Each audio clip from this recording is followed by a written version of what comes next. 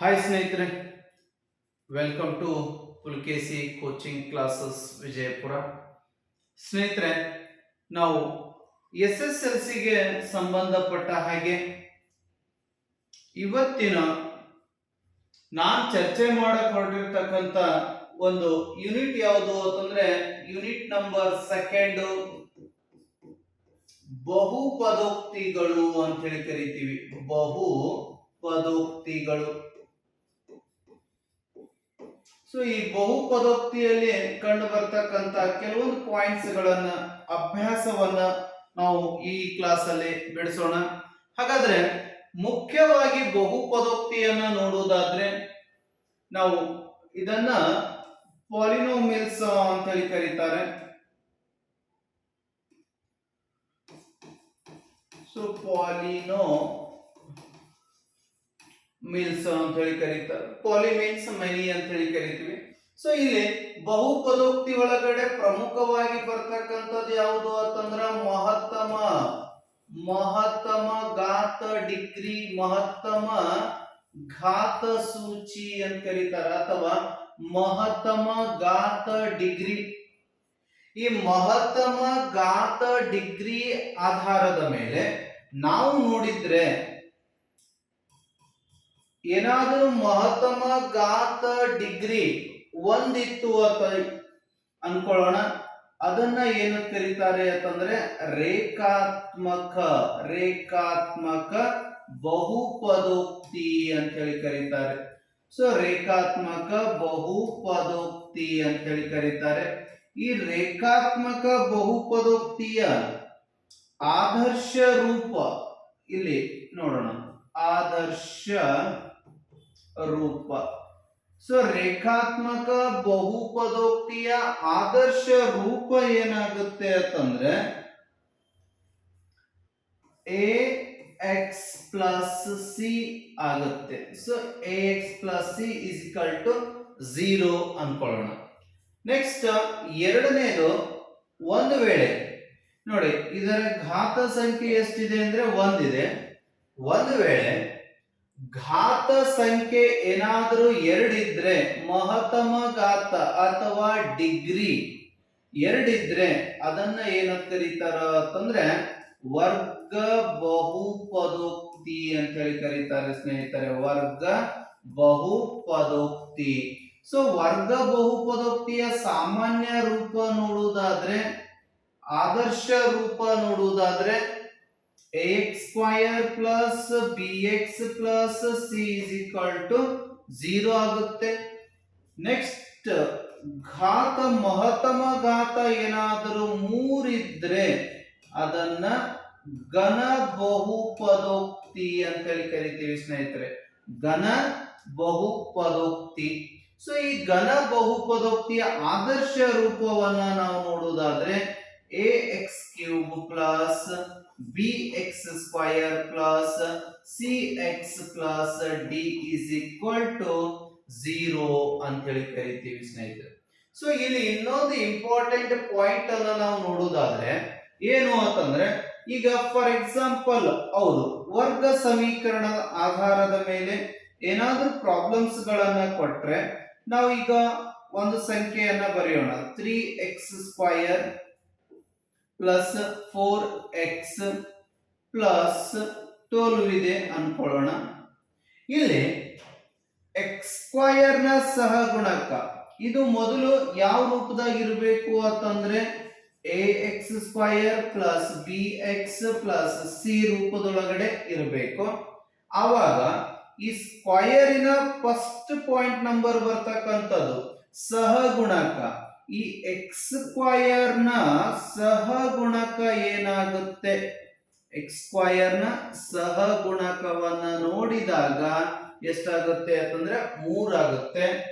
X ನ ಸಹಗುಣಕವನ್ನ ನಾವು ನೋಡಿದಾಗ ಎಕ್ಸ್ ನ ಸಹಗುಣಕ, ಸೊ ಎಕ್ಸ್ ನ ಸಹಗುಣಕ ಎಷ್ಟಾಗುತ್ತೆ ಅಂದ್ರೆ 4 ಆಗುತ್ತೆ. ಇಲ್ಲಿ ಎಕ್ಸ್ ಇದೆ, ಇದನ್ನ ಸಹಗುಣಕ ಅಂತ ಕರಿತೀವಿ. ಇಲ್ಲಿ ಎಕ್ಸ್ ಸ್ಕ್ವಯರ್ ಇದೆ, ಇದನ್ನ ಸಹಗುಣಕ ಅಂತ ಕರಿತೀವಿ. ಇನ್ನು 12 ಏನಂತ ಕರಿತೀವಿ ಅಂತಂದ್ರೆ ಸ್ನೇಹಿತರೆ, ಇದನ್ನ ಸ್ಥಿರಾಂಕ ಅಂತ ಕರಿತೀವಿ, constant value. coefficient of x square is 3, coefficient of x is 4, then constant number is 12 ಅಂತ ಹೇಳಿ ಕರಿತೀವಿ. ಇದರ ಆಧಾರದ ಮೇಲೆ ಅವ್ರು ಏನ್ ಕೇಳ್ತಾರೆ ಅಂತಂದ್ರೆ ಶೂನ್ಯತೆಗಳನ್ನ, ಬಹುಪದೋಕ್ತಿಯ ಶೂನ್ಯತೆಗಳನ್ನ ಕಂಡು ಹಿಡಿಯಿರಿ ಅಂತ ಕೇಳ್ತಾರೆ. ಹಾಗಾದ್ರೆ ಶೂನ್ಯತೆಗಳನ್ನ ಕಂಡುಹಿಡಿಬೇಕಾದ್ರೆ ನಾವು ಗ್ರಾಫಿಕಲ್ಲಿ ನೋಡೋಣ ಯಾವ ತರದ ಶೂನ್ಯತೆಗಳನ್ನ ನಮ್ಮ ಎಕ್ಸಾಮ್ಗೆ ಕೇಳ್ತಾರೆ ಮತ್ತು ಪಠ್ಯಕ್ರಮದಲ್ಲಿ, ಈ ನೂತನ ಪಠ್ಯಕ್ರಮದಲ್ಲಿ ಬಂದಿರತಕ್ಕಂತ ಪ್ರಶ್ನೆಗಳು ಯಾವ್ಯಾವ ಇದಾವೆ. ಸೊ ಫಸ್ಟ್ ಒನ್ ನೋಡುವುದಾದ್ರೆ ನೋಡಿ, ಅಭ್ಯಾಸ 2.1ರಲ್ಲಿ ಬಂದಿರತಕ್ಕಂತ ಪ್ರಶ್ನೆಗಳು y is equal to p of x ದ ಶೂನ್ಯತೆಗಳನ್ನ ಕಂಡು ಹಿಡಿಯಿರಿ ಅಂತ ಕೇಳಿದ್ದಾರೆ. ಸೊ ಶೂನ್ಯತೆ ಅಂದ್ರೆ ಇದು ಯಾವ ಅಕ್ಷದ ಮೇಲೆ ಈ ರೇಖೆಗಳು ಹಾದು ಹೋಗಿರ್ಬೇಕು ಅಂತಂದ್ರೆ x ಅಕ್ಷದ ಮೇಲೆ ರೇಖೆಗಳು ಹಾದು ಹೋಗಿರಬೇಕು. ಈಗ ಫಸ್ಟ್ ಡಯಾಗ್ರಾಮ್ ಅನ್ನ ಅಬ್ಸರ್ವ್ ಮಾಡಿ. ಇಲ್ಲಿ ಇದು x ಅಕ್ಷ, ಇದು y ಅಕ್ಷ. ಹಾಗಾದ್ರೆ x ಅಕ್ಷದ ಮೇಲೆ ಯಾವುದೇ ರೇಖೆಗಳು ಇಲ್ಲಿ ಹಾದು ಹೋಗಿಲ್ಲ. ಇನ್ ಕೇಸ್ x ಅಕ್ಷದ ಮೇಲೆ ಯಾವುದೇ ರೇಖೆಗಳು ಹಾದು ಹೋಗದಿದ್ದರೆ ಅದನ್ನ ಶೂನ್ಯತೆಗಳು ಎಷ್ಟು ಬರ್ತವೆ? ಶೂನ್ಯತೆ ಅಂತಂದ್ರೆ ಸ್ನೇಹಿತರೆ, ಶೂನ್ಯತೆ ಎಷ್ಟು ಅಂದ್ರೆ 0. ಈ ಒಂದು ಪಿಕ್ಚರ್ ಒಳಗಡೆ ಶೂನ್ಯತೆಗಳ ಸಂಖ್ಯೆ ಎಷ್ಟು ಅಂದ್ರೆ 0 ಆಗಿದೆ. ಸೊ ನೆಕ್ಸ್ಟ್ ಪಾಯಿಂಟ್ ಅನ್ನ ನೋಡುವುದಾದ್ರೆ ಈ ಡಯಾಗ್ರಾಮ್, ಸೆಕೆಂಡ್ ಡಯಾಗ್ರಾಮ್ ಅನ್ನ ನೋಡಿ. ಇಲ್ಲಿ x ಅಕ್ಷದ ಮೇಲೆ ಎಲ್ಲಿ ಬಂದಿದೆ? ಇಲ್ಲೊಂದು ಪಾಯಿಂಟ್ ಸಿಕ್ಕಿದೆ. ಸೊ x ಅಕ್ಷದ ಮೇಲೆ ಒಂದು ಬಾರಿ ಹಾದು ಹೋಗಿದೆ. ಹಾಗಾಗಿ ಇದರ ಶೂನ್ಯತೆ ಎಷ್ಟು ಅಂತಂದ್ರೆ, ಇದರ ಶೂನ್ಯತೆ ಎಷ್ಟು ಅಂದ್ರೆ 1 ಆಗುತ್ತೆ ಸ್ನೇಹಿತರೆ. ನೆಕ್ಸ್ಟ್ ಥರ್ಡ್ ಡಯಾಗ್ರಾಮ್ ಅನ್ನ ತಾವು ಅಬ್ಸರ್ವ್ ಮಾಡಬಹುದು. ಇಲ್ಲಿ x ಅಕ್ಷದ ಮೇಲೆ ಇದನ್ನ ನಾವು ಏನಂತ ಕರಿತೀವಿ ಅಂತಂದ್ರೆ x ಅಕ್ಷ ಅಂತ ಹೇಳಿ ಕರಿತೀವಿ. ಇದನ್ನ ಏನಂತ ಕರಿತೀವಿ ಅಂದ್ರೆ y ಅಕ್ಷ ಅಂತ ಹೇಳಿ ಕರಿತೀವಿ ಸ್ನೇಹಿತರೆ. ಸೊ ಈ x ಅಕ್ಷದ ಮೇಲೆ ನೋಡಿ, ಒಂದು ಬಾರಿ, 2 ಬಾರಿ ಮತ್ತು 3 ಬಾರಿ ಪಾಯಿಂಟ್ಗಳು ಸಿಕ್ಕಿದಾವೆ. ಸೊ ಇಲ್ಲಿ ಎಷ್ಟು ಶೂನ್ಯತೆಗಳು ಸಿಗುತ್ತವೆ ಅಂತಂದ್ರೆ 3 ಶೂನ್ಯತೆಗಳು ಸಿಗುತ್ತವೆ ಸ್ನೇಹಿತರೆ. ಎಷ್ಟು? 3 ಶೂನ್ಯತೆಗಳು ಸಿಗುತ್ತವೆ. ನೆಕ್ಸ್ಟ್ ಎಕ್ಸಾಂಪಲ್ ಅನ್ನ ನೋಡೋದಾದ್ರೆ ಫೋರ್ತ್ ಡಯಾಗ್ರಾಮ್ ಅಲ್ಲಿ ಎಷ್ಟು ಶೂನ್ಯತೆಗಳಿದಾವೆ ನೋಡಿ. ಇಲ್ಲಿ ಇಲ್ಲೊಂದು ಪಾಯಿಂಟ್ ಇದೆ, ಇಲ್ಲೊಂದು ಪಾಯಿಂಟ್ ಇದೆ. ಹಾಗಾದ್ರೆ ನಂಬರ್ ಆಫ್ ಜೀರೋಸ್ ಎಷ್ಟಿದಾವೆ? 2 ಇದೆ. ಫಿಫ್ತ್ ಡಯಾಗ್ರಾಮ್ ಅನ್ನು ನೋಡಿದಾಗ 1, 2, 3 ಮತ್ತು 4 x ಅಕ್ಷದ ಮೇಲೆ ಎಷ್ಟು ಪಾಯಿಂಟ್ಗಳು ಸಿಕ್ಕಿದಾವೆ ಅಂತಂದ್ರೆ, ಛೇದಿಸಿದೆ ಅಂತಂದ್ರೆ ಇಲ್ಲಿ ಎಷ್ಟು ಶೂನ್ಯತೆಗಳು ಸಿಗ್ತವೆ? 4 ಶೂನ್ಯತೆಗಳು ಸಿಗ್ತವೆ. ಸೊ ಈ ಕಡೆ ನೋಡುವುದಾದ್ರೆ 1, 2, 3. ಸೊ ಕೊನೆಯ ಡಯಾಗ್ರಾಮ್ ಅಲ್ಲಿ ಎಷ್ಟು ಶೂನ್ಯತೆಗಳು ಬರ್ತವೆ ಅಂತಂದ್ರೆ 3 ಶೂನ್ಯತೆಗಳು ಕಂಡು ಬರ್ತವೆ ಸ್ನೇಹಿತರೆ. ಇದು ಅಭ್ಯಾಸ ಎಷ್ಟು ಅಂದ್ರೆ 2.1 ಅಂತ. ನೆಕ್ಸ್ಟ್ ಮುಂದಿನ ಅಭ್ಯಾಸದೊಳಗಡೆ 2.2ರಲ್ಲಿ ಕೆಲವೊಂದಿಷ್ಟು ಸಮಸ್ಯೆಗಳನ್ನ ಕೊಟ್ಟಿದ್ದಾರೆ. ಸೊ ಆ ಪ್ರಾಬ್ಲಮ್ಸ್ ಗಳನ್ನ ನಾವು ಈಸಿಯಾಗಿ ಯಾವ ತರನಾಗಿ ಬಿಡಿಸಬಹುದು ಅನ್ನೋದನ್ನ ನೋಡೋಣ. ಸೊ ಫಸ್ಟ್ ಒಂದು ಪ್ರಾಬ್ಲಮ್ ಏನಿದೆ ಅಂತಂದ ನೋಡಿ. x square minus 7x plus 10 is equal to 0 ಎಂಬ ವರ್ಗ ಬಹುಪದೋಕ್ತಿಯ ಶೂನ್ಯತೆಗಳನ್ನು ಕಂಡುಹಿಡಿಯಿರಿ ಅಂತ ಹೇಳಿದ್ದಾರೆ. ಸೊ ಇದು ಮೊದಲು ಯಾವ ರೂಪದೊಳಗಡೆ ಇರಬೇಕು ಅಂತಂದ್ರೆ ನಮ್ಮ ವರ್ಗ ಬಹುಪದೋಕ್ತಿಯ ರೂಪದೊಳಗಡೆ ಇರಬೇಕು. So x square plus bx plus c ನೋಡಿ, x ಸ್ಕ್ವೇರ್ ಇದೆ, x ಇದೆ, ನಂಬರ್ ಇದೆ. ಸೊ ಇದು ಈ ರೂಪದೊಳಗಡೆ ಇದ್ದಾಗ ನಾವು ಏನ್ ಮಾಡಬಹುದು ಅಂತಂದ್ರೆ ಈಸಿಯಾಗಿ ಇದನ್ನ ಬಿಡಿಸಬಹುದು. ಮೊದಲ ಇದರ ಏನ್ ಕಂಡುಹಿಡಿಬೇಕು ಅಂತಂದ್ರೆ ಶೂನ್ಯತೆಗಳನ್ನ ಕಂಡುಹಿಡಿಬೇಕು ಸ್ನೇಹಿತರೆ. ಸೊ ಶೂನ್ಯತೆಗಳನ್ನ ಕಂಡುಹಿಡಿಬೇಕು ಅಂದ್ರೆ ಯಾವ ತರನಾಗಿ ನೋಡಿ, x square minus 7x plus 10 is equal to 0. ಇಲ್ಲಿ ಕೊನೆಯ ನಂಬರು, ಇಲ್ಲಿ ಇರ್ತಕ್ಕಂತ ನಂಬರ್ ಇಲ್ಲಿ ಏನೂ ಇಲ್ಲ ಅಂದ್ರೆ ಎಷ್ಟಿರುತ್ತೆ? ಒಂದಿರುತ್ತೆ. ಇವೆರಡನ್ನ ಮಲ್ಟಿಪ್ಲೈ ಮಾಡೋಣ. 1 into 10 is equal to 10. ನಂತರ ಯಾವುದಾದರೂ ಎರಡು ಸಂಖ್ಯೆಗಳನ್ನ ತಗೊಂಡು ಇಂಟು ಮಾಡಿದಾಗ, ಗುಣಾಕಾರ ಮಾಡಿದಾಗ ಆನ್ಸರ್ ಎಷ್ಟು ಬರಬೇಕು ಅಂದ್ರೆ 10 ಬರಬೇಕು. ಮತ್ತು ಆ ತಗೊಂಡಿರ್ತಕ್ಕಂಥ ಸಂಖ್ಯೆಗಳು ಕೂಡಿಸಿದಾಗ ಅಥವಾ ಮೈನಸ್ ಮಾಡಿದ್ರೆ ನಮ್ಗೆ ಏನ್ ಬರಬೇಕು, -7 ಬರಬೇಕು. ಸೊ ಅಂತ ಸಂಖ್ಯೆಗಳು ಯಾವ ಬರ್ತವೆ ಅಂತಂದ್ರೆ ನೋಡಿ, 5x ಮತ್ತು 2x. 5 ಎರಡಲೇ 10. ಈ ಎರಡೂ ಸಂಖ್ಯೆಗಳನ್ನ ಕೂಡಿಸಿದಾಗ ನಮಗೆ ಆನ್ಸರ್ ಏನ್ ಬರುತ್ತೆ, 7 ಬರುತ್ತೆ. ಬಟ್ ಇಲ್ಲಿ ಚಿಹ್ನೆ ಮೈನಸ್ ಅಲ್ಲಿ ಇರೋದ್ರಿಂದ ಇವೆರಡಕ್ಕೂ ನಾವೇನ್ ಮಾಡೋಣ ಅಂತಂದ್ರೆ ಮೈನಸ್ ಕೊಡೋಣ. ಯಾಕಂದ್ರೆ ನಮ್ಗೆ ಆನ್ಸರ್ ಏನ್ ಬೇಕಾಗಿದೆ, -7x ಬೇಕಾಗಿದೆ. ಸೊ -7x ಬೇಕು ಅಂತಂದ್ರೆ ಇವೆರಡಕ್ಕೂ ನಾವೇನ್ ಮಾಡಬಹುದು, ಮೈನಸ್ ಅಲ್ಲಿ ಬರಿಬಹುದು. ಸೊ ಇವಾಗ ಈಸಿಯಾಗಿ ಬಿಡಿಸೋಣ ನೋಡಿ. x² - 7x ಜಾಗ್ತಿಗೆ, ಈ 7x ಜಾಗ್ತಿಗೆ ನಾವೇನ್ ಬರೆಯೋಣ, -5x - 2x + 10 is equal to 0 ಅಂತ ಬರೆಯೋಣ. ಹಾಗಾದ್ರೆ ನೋಡಿ, ನೆಕ್ಸ್ಟ್ ಇವೆರಡು ಟರ್ಮ್ ಮಾಡೋಣ. ಇವೆರಡರೊಳಗಡೆ ಕಾನ್ಸ್ಟಂಟ್ ಅಂದ್ರೆ ಈ ಕಾಮನ್ ಬರ್ತಕ್ಕಂತ ಸಂಖ್ಯೆ ಯಾವ್ದಿದೆ ನೋಡೋಣ. ನೋಡಿ, ಇಲ್ಲಿ x ಇದೆ, ಇಲ್ಲಿ x ಇದೆ. x ಕಾಮನ್ ತಗೊಂಡಾಗ 1x ಉಳಿತು, -5 ಆಯ್ತು. ಸೊ ಇಲ್ಲಿ ಕಾಮನ್ ಬರ್ತಕ್ಕಂತ ಸಂಖ್ಯೆ ಯಾವುದು, ಇಲ್ಲಿ x ಇಲ್ಲ, ಇಲ್ಲಿ x ಇದೆ. ಬಟ್ ಇದು x ಒಂದ್ ಕಡೆ ಇದ್ರೆ ಕಾಮನ್ ಬರಲ್ಲ. ಸೊ ಎರಡೂ ಕಡೆ ಬರ್ತಕ್ಕಂಥದ್ದು 2.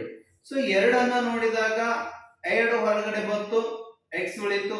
So plus into minus, -2 5s are 10 ಆಗುತ್ತೆ, = 0. ಎರಡೂ ಬ್ರಾಕೆಟ್ ಏನಾಗಿದೆ, ಸೇಮ್ ಬಂದಿವೆ. ಒಂದು ಬ್ರಾಕೆಟ್ ಅಲ್ಲಿ ಇರೋದನ್ನ ಬರ್ಕೊಳ್ಳೋಣ, ಇನ್ನೊಂದು ಬ್ರಾಕೆಟ್ ಹೊರಗಡೆ ಇರತಕ್ಕಂಥದ್ದು x - 2 ಅನ್ನ ಬರ್ಕೊಳ್ಳೋಣ. So x - 5 is equal to 0 ಅನ್ಕೊಂಡ್ರೆ x - 2 is equal to 0. ನಮಗೆ ಬೇಕಾಗಿರ್ತಕ್ಕಂಥದ್ದು x ಬೆಲೆ ಮೈನಸ್ ಇದ್ದದ್ದು ಈ ಕಡೆ ಬಂದ್ರೆ ಏನಾಗುತ್ತೆ, ಪ್ಲಸ್ ಆಗುತ್ತೆ. ಹಾಗೆ x ಮೈನಸ್ ಇದ್ದದ್ದು ಈ ಕಡೆ ಬಂದ್ರೆ ಪ್ಲಸ್ ಆಗುತ್ತೆ. ನಮಗೆ ಬೇಕಾಗಿರ್ತಕ್ಕಂಥ ವರ್ಗ ಬಹುಪದೋಕ್ತಿಯ ಶೂನ್ಯತೆಗಳು ಯಾವಾಗುತ್ತೆ ಅಂತಂದ್ರೆ +5 ಮತ್ತು +2 ಆಗುತ್ತೆ. ಇದನ್ನ ಈ ತರ ಈಸಿಯಾಗಿ ನಾವು ಇದನ್ನ ಫೈಂಡ್ ಔಟ್ ಮಾಡಬಹುದು ಸ್ನೇಹಿತರೆ. ನೆಕ್ಸ್ಟ್ ಇನ್ನೊಂದು ಲೆಕ್ಕ ಯಾವುದು ಕೊಟ್ಟಿದ್ದಾರೆ ಅಂತಂದ್ರೆ ನೋಡಿ, ಅಲ್ಫಾ ಮತ್ತು ಬೀಟಾಗಳು ವರ್ಗ ಬಹುಪದೋಕ್ತಿ. ಅಲ್ಫಾ ಮತ್ತು ಬೀಟಾಗಳು ವರ್ಗ ಬಹುಪದೋಕ್ತಿ. p of x x² + bx + c ಆದ್ರೆ a is not equal to 0. ಯಾವುದೇ ವರ್ಗ ಬಹುಪದೋಕ್ತಿ ಆಗಲಿ, ಘನ ಪದೋಕ್ತಿ ಆಗಲಿ ಅಥವಾ ರೇಖಾತ್ಮಕ ಪದೋಕ್ತಿ ಆಗಲಿ, a ಯ ಬೆಲೆ ಏನಾಗಿರಬಾರ್ದು ಅಂದ್ರೆ 0 ಆಗಿರಬಾರ್ದು. ಸೊ ನೆಕ್ಸ್ಟ್ ಇವುಗಳ ಶೂನ್ಯತೆಗಳಾಗಿದ್ರೆ ನಾವು ಈ ಫಾರ್ಮುಲಾವನ್ನ ಯೂಸ್ ಮಾಡಬಹುದು. ಯಾವುದು, ಶೂನ್ಯತೆಗಳ ಮೊತ್ತ ಕಂಡುಹಿಡಿಬೇಕಾದ್ರೆ alpha plus beta is equal to -b/a ಮತ್ತು ಶೂನ್ಯತೆಗಳ ಗುಣಲಬ್ಧವನ್ನ ಕಂಡುಹಿಡಿಬೇಕಾದ್ರೆ alpha beta is equal to c/a. ಯಾವ ತರನಾಗಿ ಬಿಡಿಸಬಹುದು ಇದನ್ನ, ಶೂನ್ಯತೆಗಳನ್ನ ನೇರವಾಗಿ ಕಂಡುಹಿಡಿಯಕ್ಕೆ ಅಂತಂದ್ರೆ ನೋಡಿ ಒಂದು ಎಕ್ಸಾಂಪಲ್. ಈಗ ಇರತಕ್ಕಂತ ಇದೇ ಪ್ರಶ್ನೆಯನ್ನ ತಗೊಳ್ಳೋಣ. ಯಾವುದು, x² - 7x + 10 ಇದೆ. ಸೊ ಇದೇ ಪ್ರಶ್ನೆಯನ್ನ ತಗೊಳ್ಳೋಣ. x² - 7x + 10 is equal to 0 ಇದೆ ಅನ್ಕೊಳ್ಳೋಣ. ಸೊ ನೋಡಿ, ನಮಗೆ ಗೊತ್ತಿದೆ ವರ್ಗ ಸಮೀಕರಣದ ಆದರ್ಶ ರೂಪ ಏನಿದೆ, x² a ಅಂದ್ರೆ ಇಲ್ಲಿ ಇರ್ತಕ್ಕಂತ ಸಂಖ್ಯೆ ಯಾವ್ದಾಯ್ತು, a ಆಯ್ತು. a ಯ ಬೆಲೆ 1. ನೆಕ್ಸ್ಟ್ ನೋಡಿ, x ದ ಸಹಗುಣಕ b ಇದೆ, ಇಲ್ಲಿ ಇರ್ತಕ್ಕಂತ ಸಂಖ್ಯೆ ಏನಾಯ್ತು, b ಆಯ್ತು. b ಯ ಬೆಲೆ ಎಷ್ಟಾಯ್ತು, -2 ಆಯ್ತು, 7 ಆಯ್ತು, ಸಾರಿ -7. ನೆಕ್ಸ್ಟ್ ಲಾಸ್ಟ್ ಸಿಗ್ತಕ್ಕಂತ ಕಾನ್ಸ್ಟೆಂಟ್ ನಂಬರ್ ಎಷ್ಟಿದೆ, ಅದು 10 ಇದೆ. ಸೊ 10 ಆಯ್ತು. ಈಗ ನೋಡಿ ಶೂನ್ಯತೆಗಳ ಮೊತ್ತ. ಸೊ ಶೂನ್ಯತೆಗಳ ಮೊತ್ತ ಅಂತಂದ್ರೆ ಫಸ್ಟ್ ಪಾಯಿಂಟ್ ಕೊಟ್ಟಿದ್ದಾರೆ, ಶೂನ್ಯತೆಗಳ ಮೊತ್ತ. ಸೊ ನಾವು ಶೂನ್ಯತೆಗಳ ಮೊತ್ತವನ್ನು ಫೈಂಡ್ ಔಟ್ ಮಾಡಬೇಕು. ನೋಡಿ, ಶೂನ್ಯತೆಗಳ ಮೊತ್ತ ಸಮ್ ಆಫ್ ಜೀರೋಸ್ ಅಂತ ಹೇಳಿ ಕರಿತೀವಿ ಸ್ನೇಹಿತರೆ. ಸೊ ಇದು alpha plus beta is equal to minus B by a is equal to, ನೋಡಿ ಫಾರ್ಮುಲಾದಲ್ಲಿ ಮೈನಸ್ ಇದೆ, ಮೈನಸ್ ಬರೆಯೋಣ. ಸೊ ಬಿ ಯ ಬೆಲೆ ಎಷ್ಟಿದೆ? -7 ಇದೆ, -7 ಬರೆಯೋಣ ಡಿವೈಡೆಡ್ ಬೈ ಎ ಯ ಬೆಲೆ ಎಷ್ಟಿದೆ? 1 ಇದೆ, 1 ಬರೆಯೋಣ. ಸೊ ನೋಡಿ ಮೈನಸ್ ಇಂಟು ಮೈನಸ್ ಪ್ಲಸ್ ಆಯ್ತು, 7/1 ಇಟ್ ಮೀನ್ಸ್ 7. ಇವಾಗ ನಾವು ನೋಡೋಣ ಈ ಮೈನಸ್ ಬಿ ಅಂದ್ರೆ ಯಾವುದರ ಸಹಗುಣಕ ಆಗಿದೆ? ಮೈನಸ್ ಬಿ ಅನ್ನೋದು ಎಕ್ಸ್ ನ ಸಹಗುಣಕ ಆಗಿದೆ. ಸೊ ಇಲ್ಲಿ ಏನ್ ಬರೆಯೋಣ? ಎಕ್ಸ್ ನ ಸಹಗುಣಕ, ಎಕ್ಸ್ ನ ಸಹಗುಣಕ ಡಿವೈಡೆಡ್ ಬೈ, ಇಲ್ಲಿ 1 ಬಂದಿದೆ, 1 ಯಾವುದರ ಸಹಗುಣಕವಾಗಿದೆ? ಎಕ್ಸ್ ಸ್ಕ್ವಯರ್ ನ ಸಹಗುಣಕ. ಸೊ ಎಕ್ಸ್ ಸ್ಕ್ವಯರ್ ನ ಸಹಗುಣಕ, ಎಕ್ಸ್ ಸ್ಕ್ವಯರ್ ನ ಸಹಗುಣಕ ಅಂದ್ರೆ ನೀವು minus B by A formula ಹಚ್ಚಿದ್ರು ಬರುತ್ತೆ, ಅಥವಾ ಎಕ್ಸ್ ನ ಸಹಗುಣಕ ನೇರವಾಗಿ ಬರೋದ್ರು ಆಗುತ್ತೆ. ಎಕ್ಸ್ ನ ಸಹಗುಣಕ ಇದನ್ನು ಮೈನಸ್ ಒಳಗಡೆ ಇಟ್ಕೊಂಡು ಎಕ್ಸ್ ನ ಸಹಗುಣಕವನ್ನ ನೀವು ನೇರವಾಗಿ ಬರಿಬಹುದು ಸ್ನೇಹಿತರೆ. ಸೊ ನೆಕ್ಸ್ಟ್ ಇನ್ನೊಂದು ಪಾಯಿಂಟ್ ಏನ್ ಕೊಟ್ಟಿದ್ದಾರೆ ಅವರು? ಶೂನ್ಯತೆಗಳ ಗುಣಲಬ್ಧ. ಶೂನ್ಯತೆಗಳ ಗುಣಲಬ್ಧ. ಸೊ ಈ ಶೂನ್ಯತೆಗಳ ಗುಣಲಬ್ಧವನ್ನ ನಾವು ನೋಡಿದ್ದೆ ಆದ್ರೆ, ನೋಡಿ ಶೂನ್ಯತೆಗಳ ಗುಣಲಬ್ಧವನ್ನ ನೋಡಿದ್ದೆ ಆದ್ರೆ ಅಲ್ಫಾ ಬೀಟಾ ಆಗುತ್ತೆ. ಸೊ ಇಲ್ಲಿ ಅಲ್ಫಾ ಬೀಟಾ ಅಂದ್ರೆ ಏನಾಗುತ್ತೆ? ಸಿ ಬೈ ಎ ಆಯ್ತು. ಸಿ ಯ ಬೆಲೆ ಎಷ್ಟಿದೆ? 10 ಇದೆ, ಡಿವೈಡೆಡ್ ಬೈ ಎ ಯ ಬೆಲೆ ಎಷ್ಟು? 1 ಇದೆ. ಸೊ ಇದರ ಆನ್ಸರ್ ಏನಾಯ್ತು? 10 ಆಯ್ತು. ಇಲ್ಲಿ ನಾವು ಬರೀಬಹುದು ಅಂದ್ರೆ ಸಿ ಅಂದ್ರೆ ಏನು ಕರಿತೀವಿ? ಸ್ಥಿರಾಂಕ.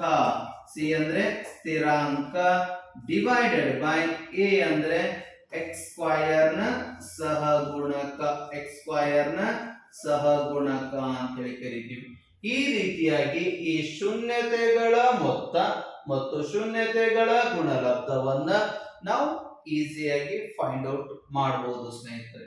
ಸೊ ಇದೇ ತರನಾಗಿ ನಮ್ಮಲ್ಲಿ ಎಕ್ಸಾಂಪಲ್ ಗಳನ್ನ ಕೊಟ್ಟಿದ್ದಾರೆ. ಯಾವುದು ಅಂದ್ರೆ ವರ್ಗ ಬಹುಪದೋಕ್ತಿಯ ಶೂನ್ಯತೆ ಅಂದ್ರೆ ಅಭ್ಯಾಸ ಸಂಖ್ಯೆ 2.2ರಲ್ಲಿ ಬರ್ತಕ್ಕಂತ ಮೊದಲನೆಯ ಪ್ರಶ್ನೆ ಯಾವುದು ಅಂತಂದ್ರೆ ಇದು. ಅಂದ್ರೆ ವರ್ಗ ಬಹುಪದೋಕ್ತಿಯ ಶೂನ್ಯತೆ ಕಂಡುಹಿಡಿಯಿರಿ ಹಾಗೂ ಶೂನ್ಯತೆಗಳು ಮತ್ತು ಸಹಗುಣಕಗಳ ನಡುವಿನ ಸಂಬಂಧ ತಾಳೆ ನೋಡಿ ಅಂತ ಹೇಳಿದ್ದಾರೆ. ಸೊ ಮೊದಲು ನಾವೇನ್ ಮಾಡೋಣ? ಈ ಒಂದು ಪ್ರಾಬ್ಲಮ್ ಅನ್ನ ಶೂನ್ಯತೆ ಫೈಂಡ್ ಔಟ್ ಮಾಡೋಣ. ಹಾಗಾದ್ರೆ ಶೂನ್ಯತೆ ಕಂಡುಹಿಡಿಬೇಕು ಅಂದ್ರೆ ನಾವೇನ್ ಮಾಡ್ತೀವಿ? ಈ ಪ್ರಶ್ನೆಯನ್ನ ಸಹಜವಾಗಿ ಬರ್ಕೊಳ್ಳೋಣ. X square minus x minus 8 is equal to 0 ಆಯ್ತು. ಸೊ ಇಲ್ಲಿ 8ಅನ್ನ ಯಾವ ಎರಡು ಸಂಖ್ಯೆಗಳನ್ನ ಗುಣಿಸಿದಾಗ 8 ಬರುತ್ತೆ, ಮತ್ತು ಈ ಸಂಖ್ಯೆಗಳನ್ನ ಕೂಡಿಸು ಅಥವಾ ಮೈನಸ್ ಮಾಡಿದಾಗ -2 ಉತ್ತರ ಬರಬೇಕು. ಯಾವುದು ಅಂದ್ರೆ ನೋಡಿ 4 2 ಸೊ 4 2 8 ಆದಾಗ ಇದಕ್ಕೆ ಎಕ್ಸ್ ಬರ್ದೀವಿ, ಇದಕ್ಕೆ ಎಕ್ಸ್ ಬರ್ದೀವಿ. ನಮ್ಮ ಆನ್ಸರ್ ಏನ್ ಬರಬೇಕು? -2 ಬರಬೇಕು. ಇಲ್ಲಿ ನೋಡಿ -2 ಇದೆ. ಸೊ ದೊಡ್ಡ ಸಂಖ್ಯೆಗೆ ಮೈನಸ್ ಬರೆಯೋಣ, ಚಿಕ್ಕ ಸಂಖ್ಯೆಗೆ ಪ್ಲಸ್ ಬರೆಯೋಣ. ಈಗ ಈಸಿಯಾಗಿ ಬಿಡಿಸೋಣ. ಸೊ ಯಾವ ತರನಾಗಿ ಅಂತಂದ್ರೆ ಎಕ್ಸ್ ಸ್ಕ್ವಯರ್ ಮೈನಸ್ ಇದರ ಬದಲಾಗಿ ಇವುಗಳನ್ನ ಬರೆಯೋಣ. So -8 is equal to 0. ಇಲ್ಲಿ ಎರಡು ಪಾರ್ಟ್ಸ್ ಗಳನ್ನ ಮಾಡ್ಕೊಳ್ಳೋಣ. ಇಲ್ಲಿ ಕಾಮನ್ ಬರ್ತಕ್ಕಂತ ಸಂಖ್ಯೆ ನೋಡಿ, ಎಕ್ಸ್ 2 ಇದಾವೆ, ಎಕ್ಸ್ ಬಂತು. ಸೊ ಎಕ್ಸ್ -4 ಪ್ಲಸ್ ಇಲ್ಲಿ ಕಾಮನ್ ಯಾವ್ದು ಬರುತ್ತೆ? 2 ಬರುತ್ತೆ. So X -2 4 8. ಸೊ ಬ್ರಾಕೆಟ್ ಒಳಗಡೆ ಇರ್ತಕ್ಕಂಥದ್ದು ಒಂದು ಬಾರಿ ಬರ್ಕೊಂಡ್ರೆ, ಬ್ರಾಕೆಟ್ ಅಲ್ಲಿ ಇರ್ತಕ್ಕಂಥದ್ದು ಒಂದು ಬಾರಿ ಬರ್ಕೊಂಡ್ರೆ ಅಗೇನ್ ಬ್ರಾಕೆಟ್ ಹೊರಗಡೆ ಇರ್ತಕ್ಕಂಥ ಸಂಖ್ಯೆಯನ್ನ ಒಂದು ಬಾರಿ ಬರ್ಕೊಳ್ಳೋಣ. Next x minus 4 is equal to 0, x plus 2 is equal to 0, x is equal to minus 4 ಇದ್ದು ಈ ಕಡೆ ಬಂದ್ರೆ ಏನಾಗುತ್ತೆ ಪ್ಲಸ್ 4 ಆಗುತ್ತೆ. ಅಗೇನ್ ಪ್ಲಸ್ 2 ಇದ್ದು ಈ ಕಡೆ ಬಂದ್ರೆ ಮೈನಸ್ 2 ಆಗುತ್ತೆ ಸ್ನೇಹಿತರೆ. ಸೊ ಈ ಸಮೀಕರಣದ ಶೂನ್ಯತೆಗಳು ಯಾವುವು ಅಂತಂದ್ರೆ 4 ಮತ್ತು -2. ಅವ್ರು ಹೇಳಿದ್ದಾರೆ ಶೂನ್ಯತೆ ಕಂಡು ಹಿಡಿಯಿರಿ ಮತ್ತು ಶೂನ್ಯತೆಗಳು ಮತ್ತು ಸಹಗುಣಕಗಳ ನಡುವಿನ ಸಂಬಂಧ. ಈಗ ನೋಡೋಣ ಶೂನ್ಯತೆ ಮತ್ತು ಸಹಗುಣಕಗಳ ನಡುವಿನ ಸಂಬಂಧ. ಈಗಾಗಲೇ ನಮ್ಗೆ ಗೊತ್ತಿದ್ದ ಹಾಗೆ ನಾವು ಶೂನ್ಯತೆಗಳ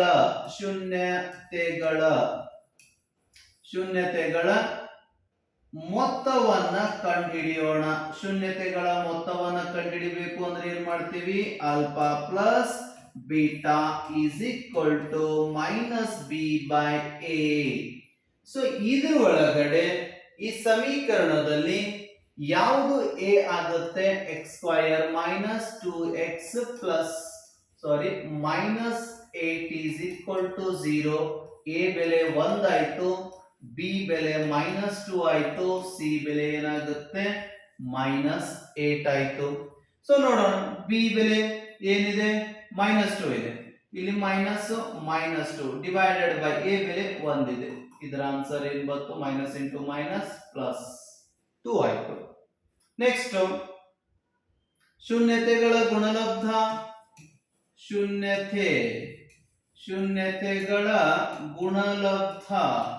ಶೂನ್ಯತೆಗಳ ಗುಣಲಬ್ಧ alpha beta is equal to C by A.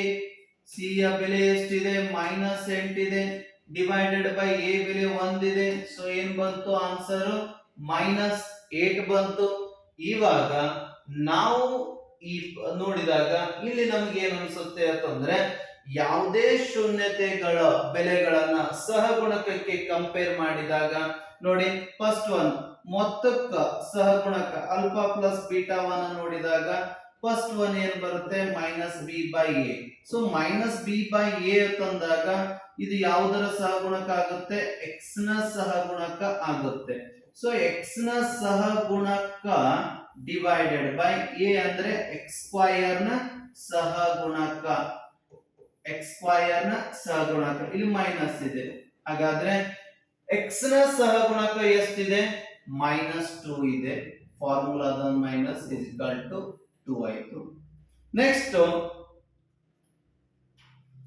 ಪ್ರಶ್ನೆಯನ್ನು ನೋಡಿದಾಗ ಇನ್ನೊಂದು ಆಲ್ಫಾ ಬೀಟಾ ಅಂತ ನೋಡಿದಾಗ ಇಲ್ಲಿ ಏನಾಗುತ್ತೆ, ಸಿ ಬೈ ಎ ಆಗುತ್ತೆ. ಇಲ್ಲಿ ಯಾವುದು ಎಕ್ಸ್ ಸ್ಕ್ವಯರ್ ನ ಯಾವುದು ಬರುತ್ತೆ, ಇಲ್ಲಿ ಸಿ ಅಂದ್ರೆ ಸ್ಥಿರಾಂಕ. ಸೊ ಸ್ಥಿರಾಂಕ ಡಿವೈಡೆಡ್ ಬೈ ಎಕ್ಸ್ ಸ್ಕ್ವಯರ್ ನ